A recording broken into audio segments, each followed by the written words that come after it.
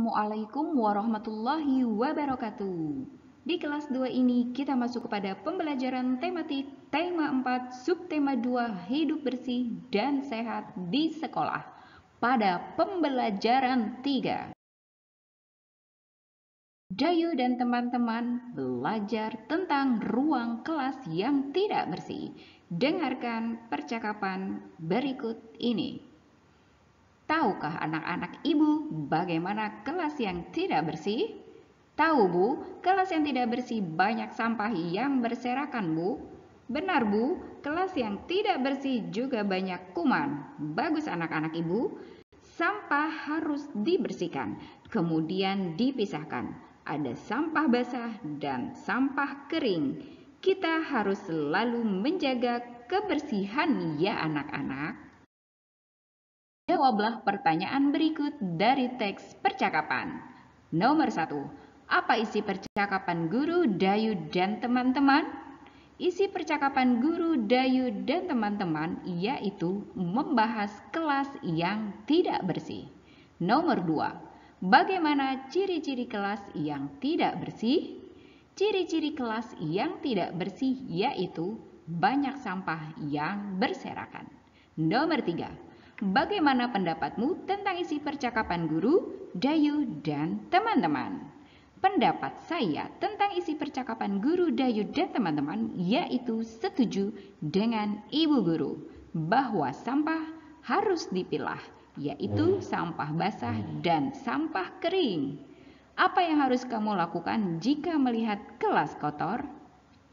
Jika melihat kelas yang kotor, maka saya akan segera membersihkan serta mengajak teman untuk membersihkannya pula. Bagaimana sikapmu jika melihat teman membuang sampah di ruang kelas? Jika aku melihat teman membuang sampah di ruang kelas, sikapku adalah menegurnya lalu meminta tolong untuk membuangnya. Berikut isilah teka-teki silang di bawah ini dengan benar. Mendatar, binatang amat kecil yang menyebabkan penyakit. Menurun, tidak mengandung air dan mengandung air. Bacalah teks berikut dengan lafal dan intonasi yang tepat. Kelas yang tidak bersih menjadi sarang penyakit. Kelas yang tidak bersih akan menjadi sarang penyakit. Debu dan sampah mengandung kuman. Kelas juga akan menjadi sarang nyamuk. Penghuni kelas akan terserang macam-macam penyakit, misalnya batuk, flu, dan demam berdarah. Menjaga kebersihan kelas menjadi tanggung jawab bersama. Guru dan siswa harus sama-sama menjaganya. Jika ada yang membuang sampah sembarangan, harus segera diingatkan. Dengan sikap seperti itu, kebersihan kelas akan terjaga. Penyakit pun tidak akan bersarang. Lalu, informasi apa yang dapat kamu peroleh dari teks di atas?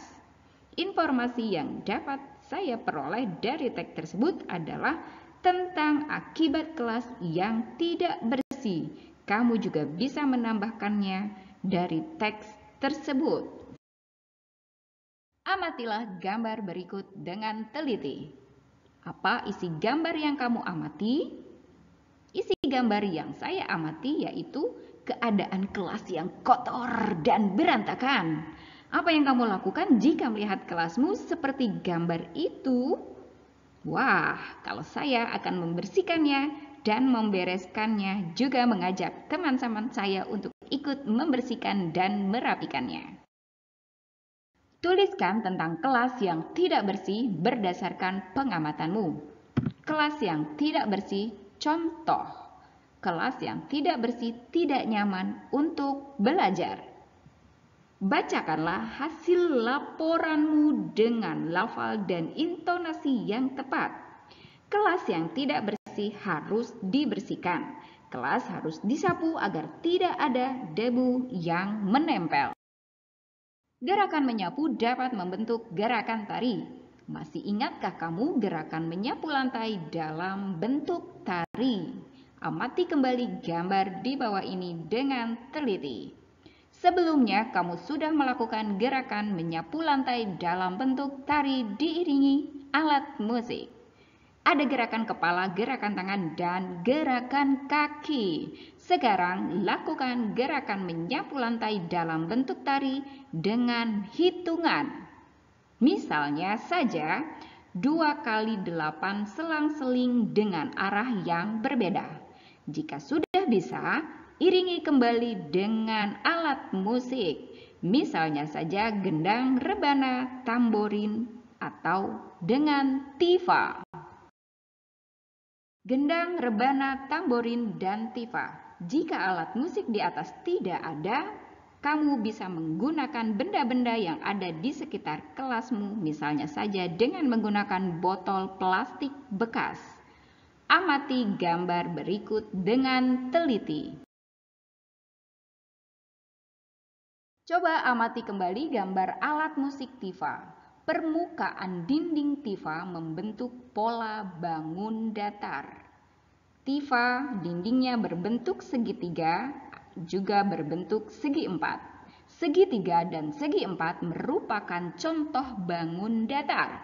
Tahukah kamu contoh bangun datar yang lain? Amati gambar di bawah ini dengan teliti.